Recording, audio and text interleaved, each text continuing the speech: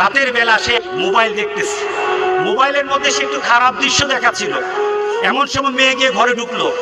মেয়ে ঘরে ঢুকে দেখলো বাবা তার মোবাইলের মধ্যে খারাপ দৃশ্য দেখছে, মেয়ে দেখে ফেললো।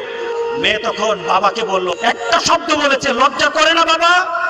মেয়েটা ঘরে চলে গেল। সেই বাবা যন্ত্রণায় ভুগতে আরম্ভ করলো, আরে আমার মেয়ে দেখে ফেললো, আমার মেয়ে কি কথাটা বলেছে, লজ্জা করে না বাবা? সে লোকটা অফিসে চলে গেল, অফিস করতেছে, কিন্তু আর ভালো লাগে না। মেয়েটা কি বলেছে, লজ্জা লাগে না বাবা? কিন্তু মেয়েটার যন্ত্রণায় সে হার্ট ফিল করলো। মেয়েটা এরপরে মারা গেল। বাবা যখন বাড়িতে ফিরে আসলো, বাবার মাথাটা নোয়া, লজ্জিত একটা মুখ।